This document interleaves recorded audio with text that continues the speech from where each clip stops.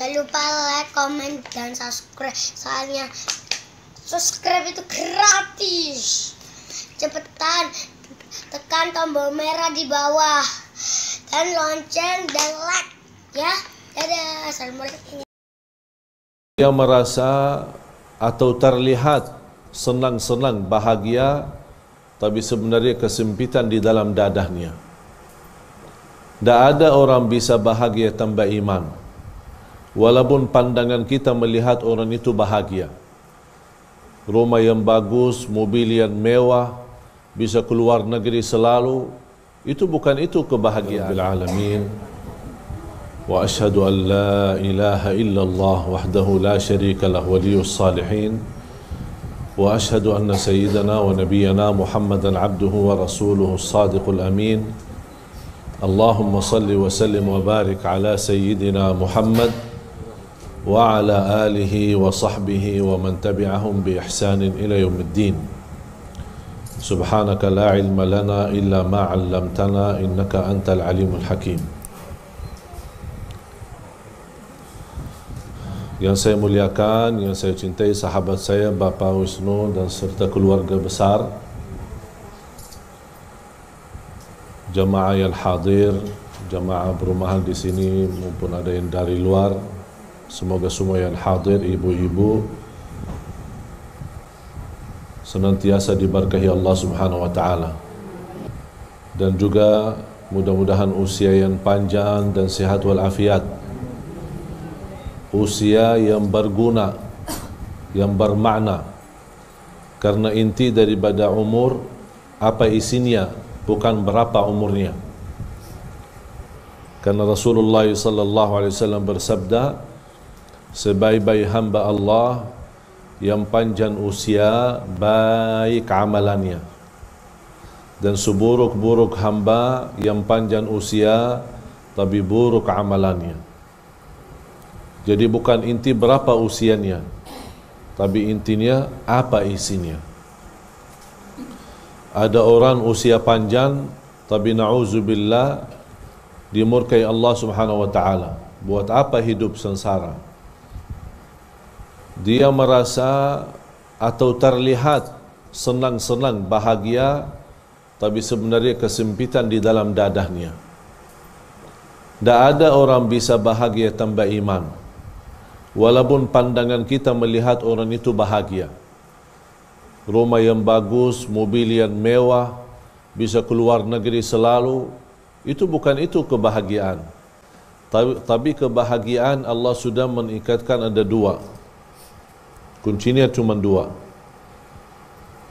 Adanya dua ini, walaupun tidak punya apa-apa, tapi bahagianya subhanallah. Iman dan amal salih. Iman dan amal salih. Dan banyak terbukti dalam Al-Quran. Dan Allah bahkan janji orang-orang laki-laki maupun perempuan yang beriman dan beramal salih, kami janji falanuhyiyannahu hayatan tayyibah. Kami janji, kata Allah Subhanahu wa taala, akan kami memberikan kepada mereka kehidupan yang istimewa, kehidupan yang baik, kehidupan yang bahagia, apalagi dalam rumah tangga. Kebahagiaan dalam rumah tangga bukan berarti tidak ada masalah dalam rumah tangga. Tak ada rumah tangga yang tak punya masalah. Saya punya masalah, Rasulullah saja ada masalah dalam rumah tangga. Dan Siti Aisyah radhiyallahu anha yang sangat disayang oleh Rasulullah sallallahu alaihi wasallam, tapi wajar kalau wanita ada rasa cemburu. Tapi kelebihan dalam rumah tangga yang bermasalah, kita mampu mengatasi masalah itu dengan hikmah dan bijak. Tak ada masalah yang tidak selesai. semua apapun terjadi akan berakhir, semua akan selesai, asal niat kita masing-masing baik, asal niat kita benar-benar lillahi ta'ala. Allah subhanahu wa ta'ala sudah menggambarkan kehidupan rumah tangga sakinah waddah rahmah itu kenikmatan yang amat dahsyat, dan menuju rumah tangga sakinah mawahdah itu perlu inna fi dzalika laayatin liqaumin yatafakkarun. Allah sebutkan kebahagiaan rumah tangga sakinah mawaddah rahmah adalah tanda-tanda kebesaran kami bagi orang yang berfikir, bagi orang yang berfikir. Kalau semestinya, seharusnya setiap laki-laki maupun perempuan yang mereka benar-benar tahu apa kewajibannya masing-masing, dan mereka lillahi ta'ala karena Allah untuk menjalankan tugasnya masing-masing dengan sebaik-baiknya. Bukan hanya menjalankan tugas supaya melepaskan tanggungjawab, tidak, tapi menjalankan tugas dengan rasa cinta. Karena orang yang ikhlas bukan menerima, tapi yang selalu memberi.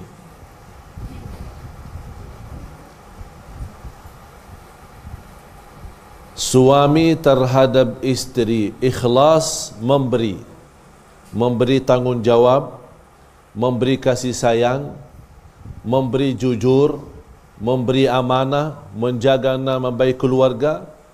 Sebaliknya, istri memberi yang terbaik, karena kita sudah belajar ikhlas bukan hanya menunggu apa yang diberi oleh orang, tapi ikhlas adalah kita memberi dan kita harap balasannya hanya dari Allah subhanahu wa ta'ala. Seperti cara berbakti baik, tak ada istilah kalau orang tua saya baik, saya baru jadi baik. Tapi kalau orang tua saya macam-macam begini, bagaimana saya bisa jadi baik? Terus apa kelebihan ikhlas?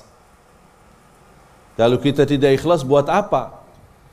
Kalau orang baik, kita balas baik, itu wajar-wajar saja. Tapi bukan namanya ikhlas. Justru yang ikhlas, orang yang tidak baik sama kita, tapi karena sikap kita hamba yang ikhlas, kita beri yang baik. Bukan karena dia, tapi karena Allah subhanahu wa ta'ala.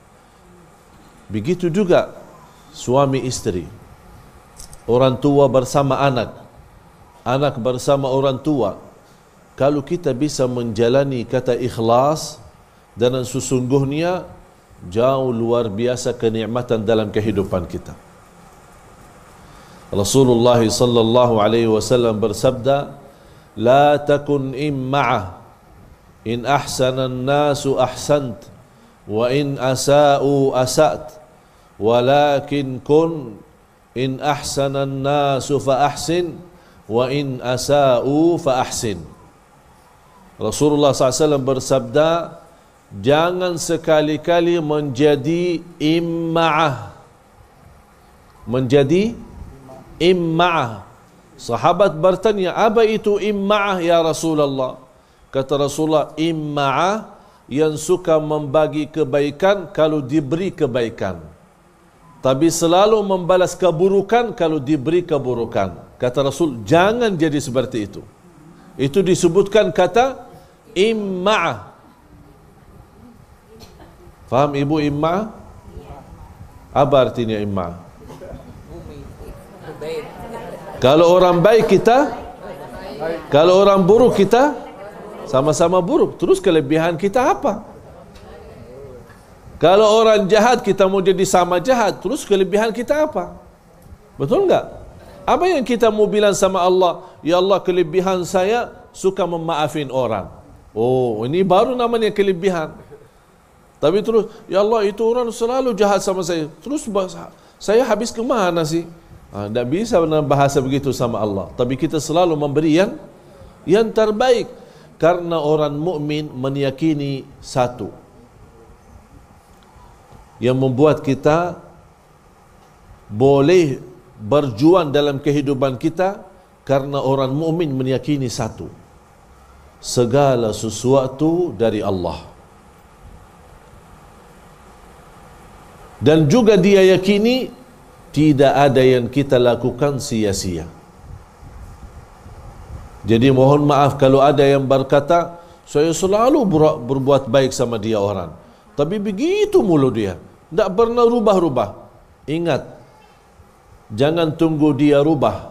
Cukup kita tenang, karena Allah sempurnakan pahala untuk kita. Ya buat apa dia mau rubah? Kalau dia rubah, ya buat dirinya sendiri.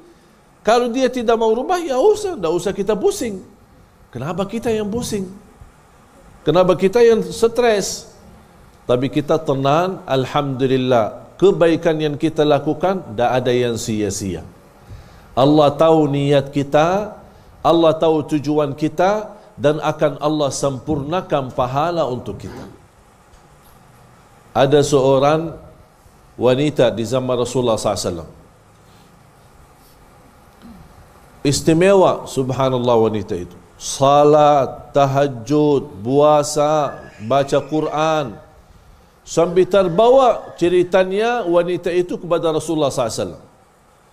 Tapi ada tetangga yang menadu kepada Rasul.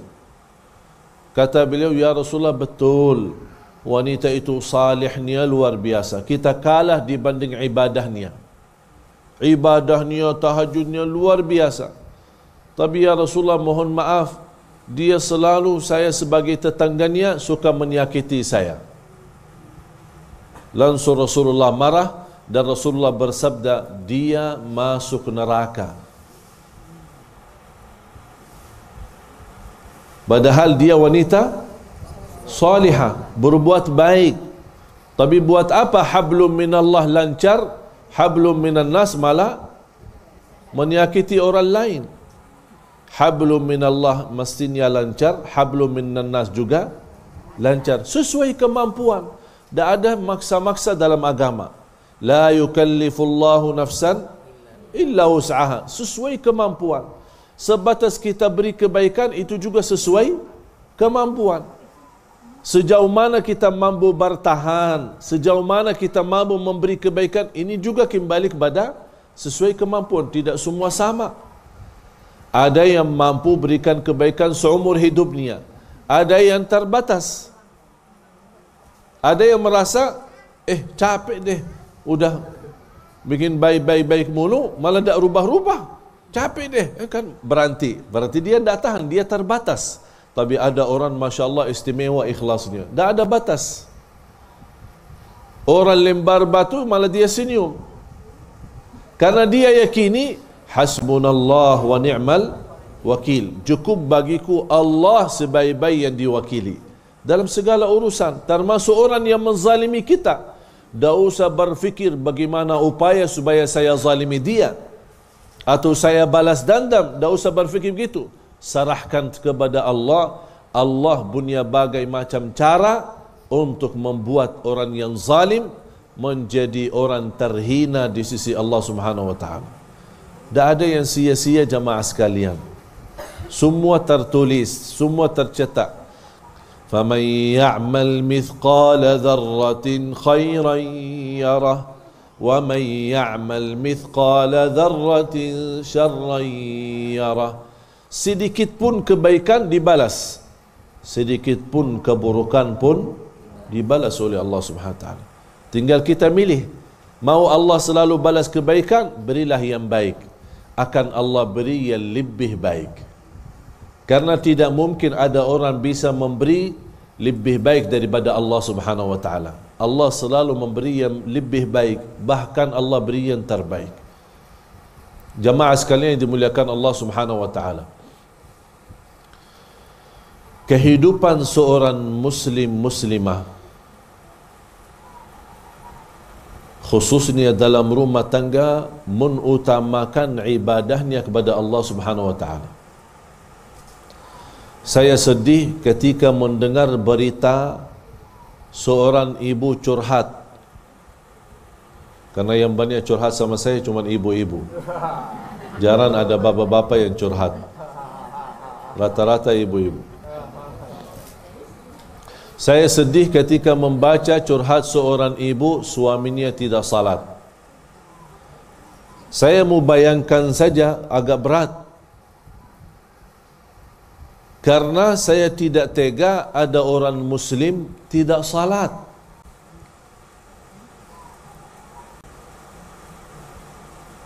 Dan sayang sekali orang Muslim yang tidak salat, dia tidak sadar dia telah melakukan dosa besar yang bisa jadi menantarkan dirinya ke kufur. Bahkan bisa menjadi segala amal ibadah yang lain sia-sia. Karena salat itu tian agama. Kalau ada tian dasar di rumah, kira-kira kalau dihancurkan, diratukan tian itu, gimana rumah? Masih boleh tahan? Atau runtuh langsung? Sama juga begitu agama. Kalau tian agama salat, tidak ada salat, tidak ada arti zakat, tidak ada arti puasa, tidak ada arti haji, tidak ada arti banyak amalan ibadah yang menjadi tergantung dengan salat. Buktinya apa? Buktinya bersabda Rasulullah SAW, pertama yang akan dihisab oleh Allah hari kiamat, salat. Kalau salatnya bagus, walaupun ada bocor-bocor, asal dia salat. Kata Allah Subhanahu wa ta'ala, lihatlah apakah hambaku punya salat sunnah-sunnah? Ada sunnah-sunnahnya? Kalau ada sunnah, kata Allah perintahkan malaikat tutupi kekurangan yang wajib dengan salat sunnah-sunnahnya. Jadi rumah tangga yang makmur dan berkah, terutama mereka mengutamakan salat. Itu salat segalanya. Suami, istri, anak, ketika sudah apalagi salat subuh. Jangan orang tua terbiasa bangun tapi anaknya dibiarkan. Tapi subhanallah kalau pas jam sekolah tak mungkin dibiarkan. Betul enggak? Ada enggak dibiarin anaknya pas jam sekolah? Tak apa-apa tidur dia. Buat apa sekolah? Ada enggak? Tapi kalau salat subuh, kasihan dia masih kecil. Usianya udah 16 tahun. Masih kecil. Oh fantas kalau ada seorang ibu curhat, tolong saya doain, capek urusin anak ini, susah mau salat. Capek. Emang usia anakmu berapa? Udah 30 tahun. Ya fantas sudah 30 tahun susah salat karena sejak kecil dah dibiasakan. Jadi harus kita sebagai orang tua bertanggungjawab. Saya senang ketika melihat seorang ayah membawa anaknya walaupun masih kecil, usia 3 tahun, 4 tahun, 5 tahun, sudah sejak kecil dikenalkan masjid. Dia tahu masjid. Ketika dia bersedekah, biasakan anaknya juga ikut bersedekah. Kita selalu usulkan ke jamaah, kalau sudah punya kotak amal, jangan hanya untuk diri sendiri, tapi masing anak-anak punya kotak sendiri, supaya mereka terlatih sejak kecil.